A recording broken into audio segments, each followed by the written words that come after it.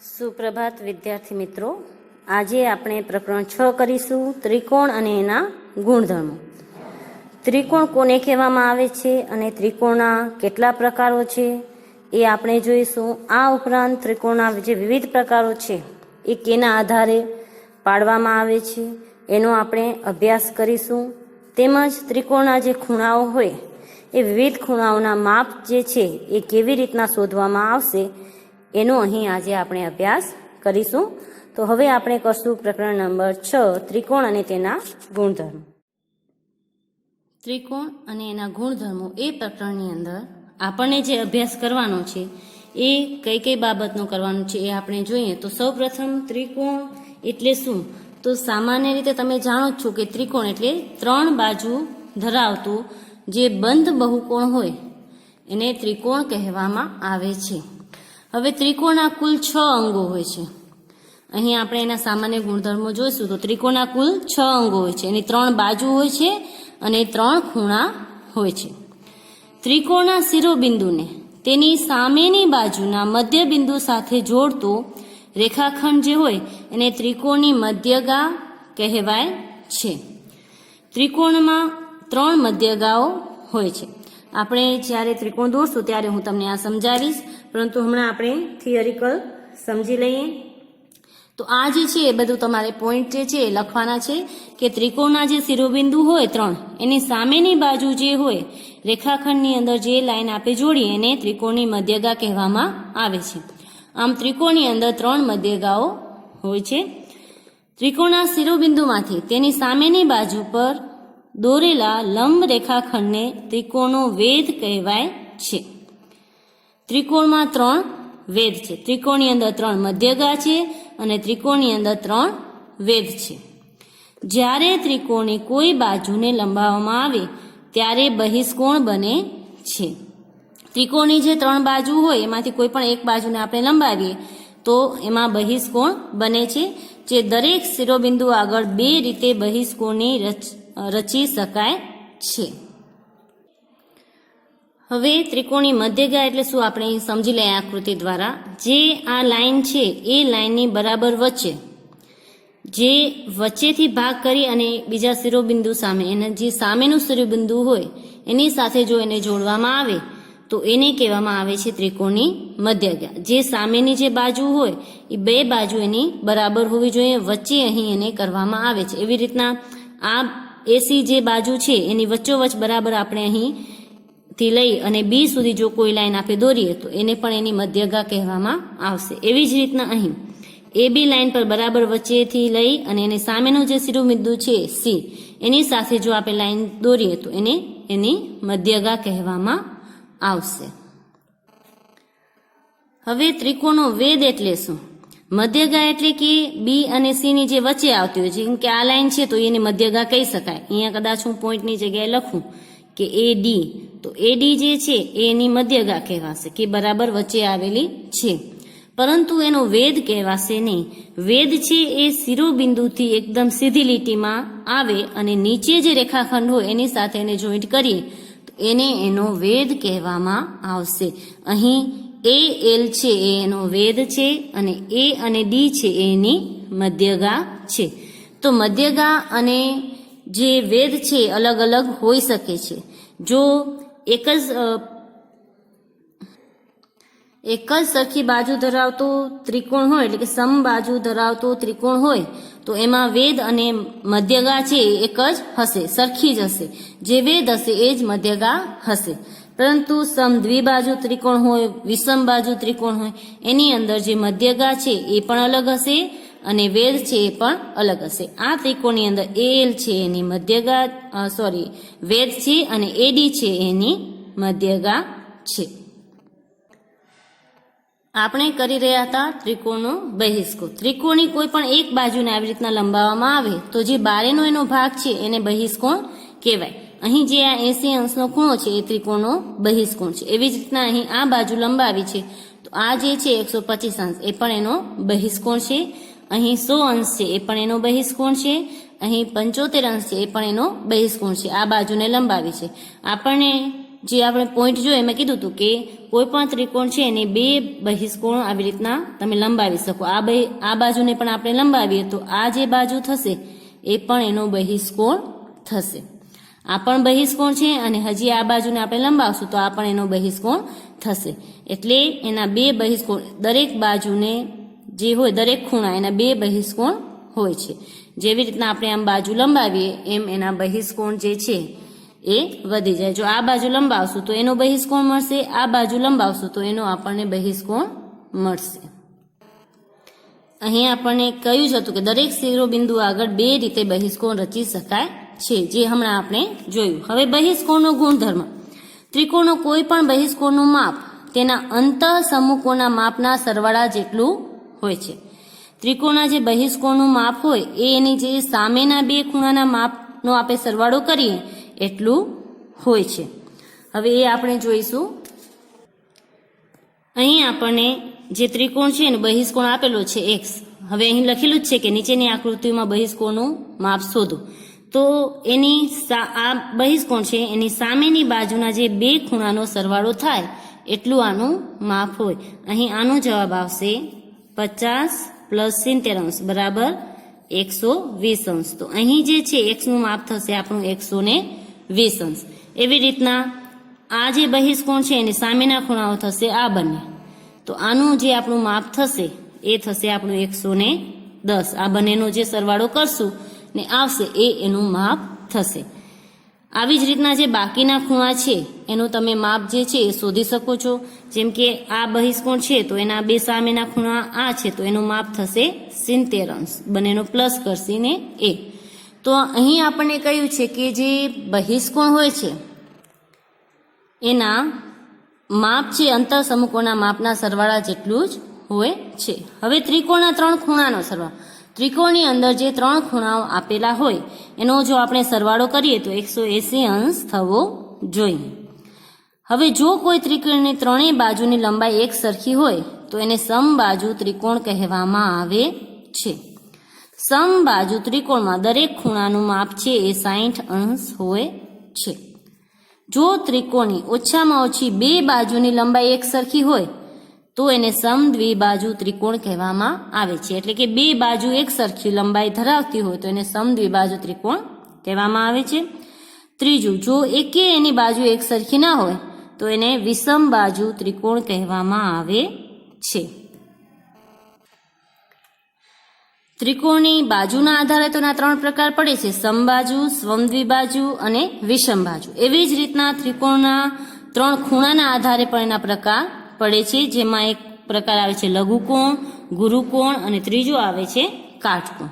હવે એના જે લંબાઈનો ગુણધર્મ છે એ આપણે જોઈએ તો કોઈ ત્રિકોણની કોઈ પણ બે બાજુની લંબાઈનો સરવાળો ત્રીજી બાજુની લંબાઈ કરતાં વધુ હોય છે. એની જે બાજુઓ આપેલી હોય એનો જો આપણે સરવાળો કરીએ બે બાજુનો તો એ ત્રીજી બાજુ કરતાં વધુ જ થાય છે. ત્રિકોણની કોઈ પણ બે બાજુની લંબાઈનો તફાવત ત્રીજી બાજુની લંબાઈ કરતાં ઓછો હોય છે. જો એને આપણે બાદબાકી કરીએ તો એ ઓછી હોય છે અને સરવાળો કરીએ તો એ વધુ હોય છે. કાટકોણ ત્રિકોણમાં કાટખૂણાની સામેની બાજુને કર્ણ કહેવાય છે, જ્યારે બાકીની બે બાજુને કર્ણ સિવાયની બાજુઓ કહે છે. કાટકોણ ત્રિકોણની અંદર આપણે પાયથાગોરસનો જે ગુણધર્મ છે એનો ઉપયોગ કરી અને જે બાકીની બાજુ હોય એનો આપણે માપ શોધી શકીએ છીએ. તો હવે આપણે જે પ્રકરણ છે 6 એની શરૂઆત કરીશું. પ્રકરણ 6 ત્રિકોણના ગુણધર્મો. એમાં અમે જે તમને અત્યારે પોઈન્ટ કરાવ્યા એ તમારે પહેલાં લખવાના છે અને એના પછી જ જે છે સ્વાધ્યાય કાર્ય શરૂ કરવાનું છે. અહીં આપણો પહેલો પ્રશ્ન છે કે કયા પ્રકારના ત્રિકોણ માટે પાયથાગોરસનો ગુણધર્મનો ઉપયોગ થાય છે, જે હમણાં જ આપણે કર્યો સૌથી છેલ્લે કે કાટકોણ ત્રિકોણ હોય તો કાટકોણ ત્રિકોણ માટે પાયથાગોરસના ગુણધર્મનો ઉપયોગ થાય છે.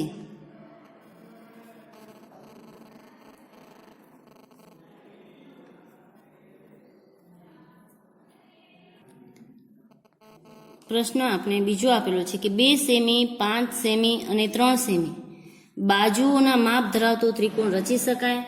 તો આપણે જે એના નિયમ જોયા એ નિયમની અંદર હતું કે જે તમને 2 બાજુ આપેલી હોય એનો સરવાળો કરો અને જો એ ત્રીજી બાજુ કરતાં વધુ થાય તો એ ત્રિકોણ રચી શકાય. તો આપણે સૌપ્રથમ કોઈ પણ 2 બાજુનો સરવાળો કરશું. અહીં આપણે 3 બાજુના માપ આપેલા છે. 3 બાજુના માપ 2 સેમી 5 સેમી અને 3 સેમી છે. તો જો હવે આપણે એનો સરવાળો કરીએ, દાખલા તરીકે 2 + 5 કરીએ તો 7 થયું. તો 7 છે એ 3થી મોટા છે. એવી રીતના આપણે 5 + 3 કરીએ તો 8 મળશે. 8 છે એ 2થી મોટા છે. હવે આપણે 3 + 2 કરીએ તો 5 છે એ જે ત્રીજી બાજુ છે એને બરાબર છે. અહીં 5 બરાબર 5 થાય છે, એટલે કે બંને એક સરખા છે, એનાથી મોટા નથી. એટલે અહીં આપણે કહી શકીએ કે અહીં ત્રિકોણ રચી શકાશે નહીં. તો આમ અહીં 2 સેમી 5 સેમી અને 3 સેમીનો ત્રિકોણ રચી શકાશે નહીં.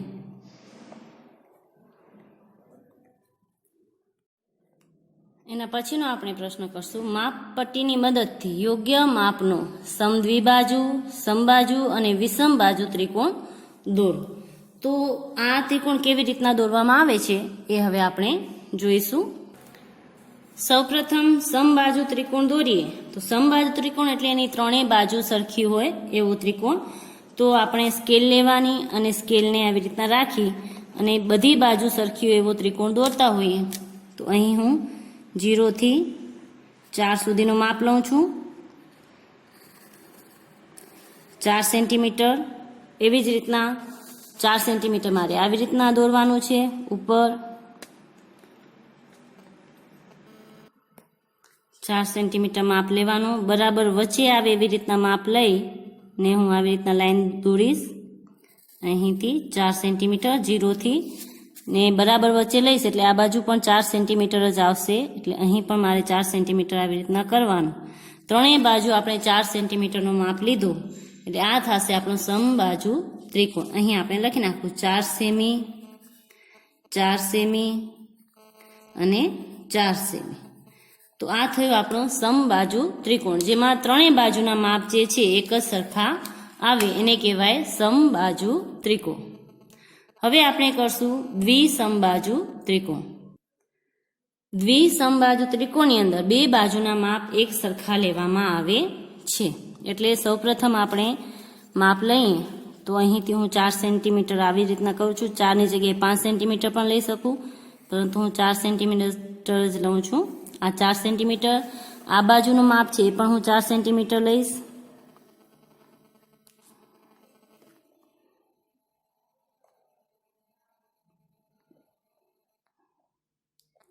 અહીંથી 4 સેન્ટીમીટર તમારે લઈ લેવાનું છે અને પછી જે લાઈન હોય એને આપણે જોઈન્ટ કરી દેવાનું છે. અહીં ગમે એટલા સેન્ટીમીટર થાય એ આપણને જોવાનું નથી. અહીં વધુ થશે તો પણ ચાલશે અને ઓછા થશે તો પણ ચાલશે. આપણે એને માપશું તો અહીં 3.5 સેન્ટીમીટર જેવા થાય છે. 4 સેન્ટીમીટર થતા નથી. એટલે આ 3.5 સેમી, આ 4 સેમી ને આ 4 સેમી. જેમાં કોઈ પણ 2 બાજુના માપ એક સરખા હોય, ત્રીજી બાજુનું માપ અલગ હોય એને દ્વિસમબાજુ ત્રિકોણ કહેવામાં આવે છે. હવે આપણે દોરશું વિષમબાજુ ત્રિકોણ.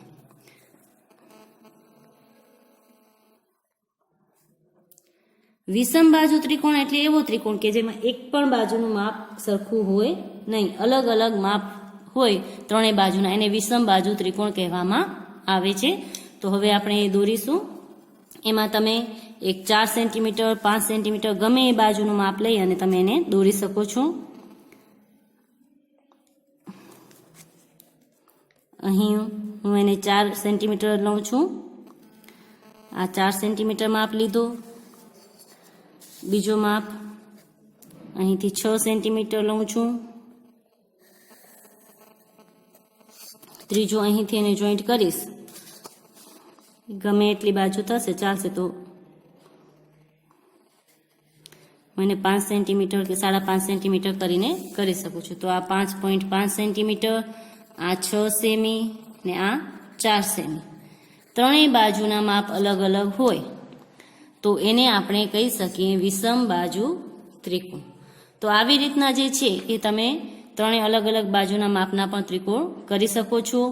અને બે બાજુ સરખી હોય અને એક બાજુ અલગ હોય એને કહેવામાં આવે દ્વિસમ બાજુ ત્રિકોણ, એવું પણ દોરી શકીએ છીએ. અને સમબાજુ કે જેની ત્રણેય બાજુ સરખી હોય એવા ત્રિકોણની રચના જે છે આપણે કરી શકીએ છીએ.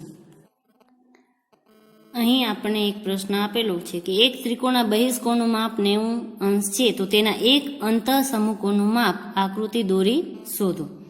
ઉદાહરણ તરીકે મેં અહીં લીધું છે કે જો આ બહિષ્કોણનું માપ 90 અંશ હોય તો એના જે બાકીના બંને ખૂણા છે અંતઃસમૂહકોણ એનું માપ કેટલું હોઈ શકે.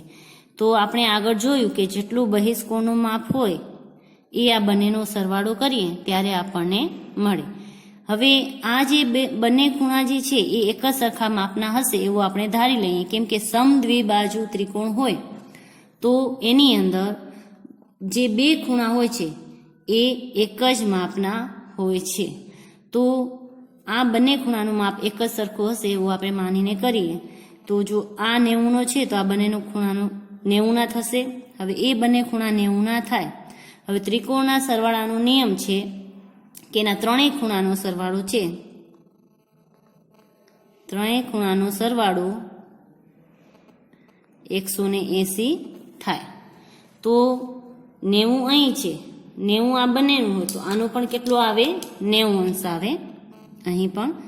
હવે આ બંને ખૂણા એક જ સરખા હોય એટલે આપણે 90 ભાગ્યા 2 કરીએ જે આપણને અહીં આપ્યા છે તો આપણને એક ખૂણાનું માપ મળી જશે કે 45 અંશ. એટલે આ ખૂણો પણ 45 અંશનો હશે અને આ ખૂણો પણ 45 અંશનો હશે. આવું જ આપણે એક બીજું ઉદાહરણ લઈએ કે આ બહિષ્કોણનું માપ 70 છે તો એના અંતઃસમૂહકરણ આવે આ બે, તો એનો માપ કેટલો હશે? તો આ બંનેનું માપ જે છે આનો સરવાળો કરીએ એટલું હશે. તો આનો આપણે સરવાળો કરીએ તો 70 થાય. તો બંને ખૂણાનું માપ આપણે એમ માનીને કરી શકીએ કે એક જ સરખું હોય તો કેટલો હોઈ શકે.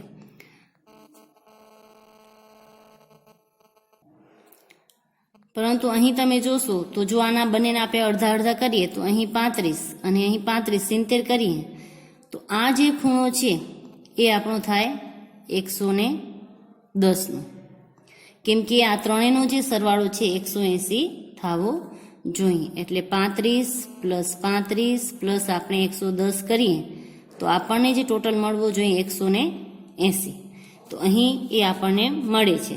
તો અહીં પણ તમે જોશો તો આ જે છે એ બંને જે છે એ લાઇનિયર પેર બને છે તો એનો સરવાળો છે 180 થવો જોઈએ, એટલે કે રેખિક જોડ બને છે. રેખિક જોડનો સરવાળો 180 થવો જોઈએ એ પણ અહીં થાય છે.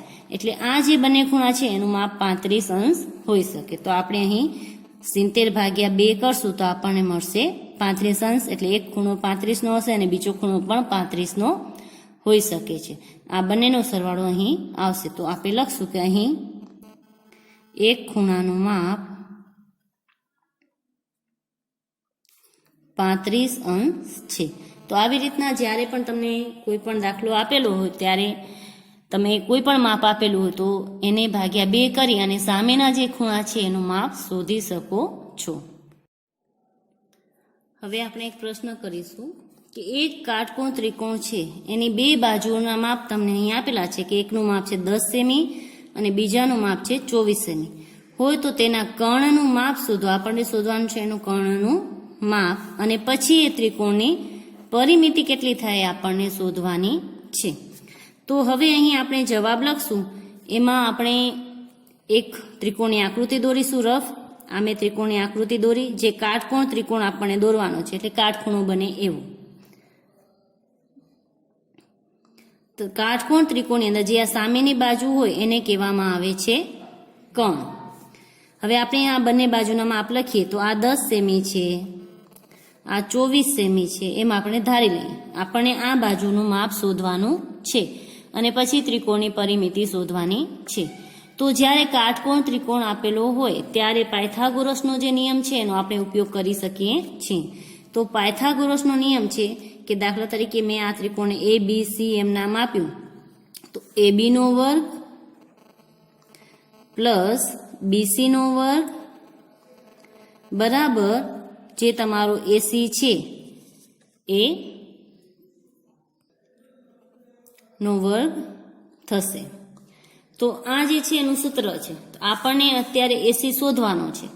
એ બી અને બીસી આપેલા છે, તો એ બી આપણને આપેલો છે 10 નો વર્ગ. આ છે તમારું પાયથાગોરસનું સૂત્ર.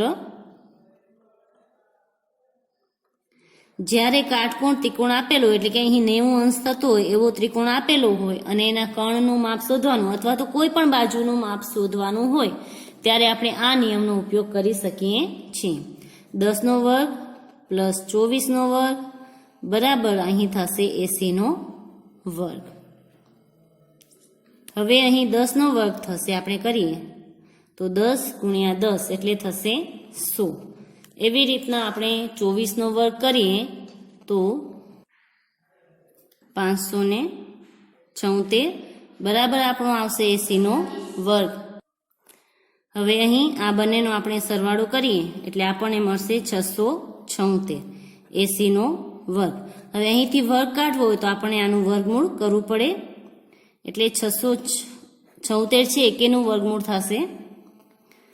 તો 676 છે એનું વર્ગમૂળ તમે જોશો તો એ 26 નું વર્ગમૂળ થશે. તો આમ આનો 80 ની જે લંબાઈ છે એ આપણને મળશે 26 સેમી. જે કર્ણ છે એ મળ્યો આપણને 26 સેમી. હવે આપણને ત્રિકોણની પરિમિતિ શોધવાની છે. ત્રિકોણની પરિમિતિ શોધવા માટે આપણે આ ત્રણેય બાજુનો સરવાળો કરવો પડે. તો હવે આપણે શોધશું ત્રિકોણની પરિમિતિ. ત્રિકોણની પરિમિતિ બરાબર ત્રિકોણની બાજુનો સરવાળો. તો એનો આપણે બાજુનો સરવાળો કરશું 10 semi plus 24 semi plus 26 semi. તો આપણને એની પરિમિતિ મળશે 26 ને 4 30 ને 50 ને 10 60 સેમી. તો આમ આપણે ત્રિકોણની જે પરિમિતિ છે એ મળશે 60 સેમી. તો હવે આપણે લખશું કે આમ આપણને ત્રિકોણના કર્ણનું માપ 26 સેમી અને તેની પરિમિતિ 60 સેમી મળી. હવે આપણે એક બીજો પ્રશ્ન જોઈશું કે ત્રિકોણનો એક ખૂણો છે એ 40 અંશનો છે અને બાકીના બંને ખૂણા જે છે એ સરખા છે, તો એ બંને ખૂણાના માપ શોધો. તો અહીં પણ આપણે એક રફ આકૃતિ દોરવાની. હવે એમાં આપણે એક ખૂણાનું માપ લખીએ કે આ 40 અંશનો છે અને આ જે છે બંનેના માપ એક સરખા છે. તો આને પણ આપણે x નામ આપીશું અને આને પણ આપણે x નામ આપીશું. હવે જો આપણે આ ત્રિકોણનું માપ શોધવાનું હોય તો આપણો જે નિયમ છે એ લખવાનું કે ત્રિકોણના ત્રણેય ખૂણાનો સરવાળો 180 થાય. તો હવે આપણે આ ત્રણેયનો સરવાળો કરીએ તો x પ્લસ x પ્લસ 40 બરાબર આપણને 180 મળે. હવે અહીં x પ્લસ x એટલે 2x થશે. 2x પ્લસ 40 બરાબર 180. હવે આપણે જે આ ચલ છે એને એકલા કરવાના, એની સાથે આ જે પ્લસ 40 છે એને જમણી બાજુ લઈ જશું એટલે એ થશે માઇનસ 180 માંથી, એટલે આપણને 2x બરાબર મળશે 140. હજુ આપણને x ની કિંમત શોધવાની છે, એક ખૂણાનું માપ. આ બંને ખૂણાના માપનો સરવાળો આટલો છે 140. આપણને શોધવાનો છે એક જ ખૂણાનો માપ એટલે x બરાબર 140. 2 છે એની સાથે ગુણાકારમાં છે, અહીં જશે એટલે એ ભાગાકારમાં આવશે. એટલે x બરાબર જે છે એ આપણને મળશે 70. એટલે અહીં જે બંને ખૂણા છે એનો માપ 70 અંશ હશે.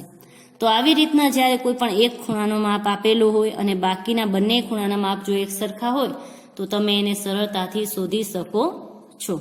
તો હવે અહીં આપણે આમ લખશું કે આમ અહીં ત્રિકોણના બંને ખૂણાના માપ 70 અંશ હશે. બસ આજ માટે આપણે આટલું જ કરીશું અને આ પ્રકરણમાંથી તમને આ જે રીત છે એવા જ દાખલા બધા પૂછાશે, તો તમારે ઘરે એની પ્રેક્ટિસ કરવાની છે. બાકીના જે પ્રકરણમાં દાખલાઓ છે એ આપણે પછીથી કરી લઈશું. આપનો દિવસ શુભ રહે. આભાર.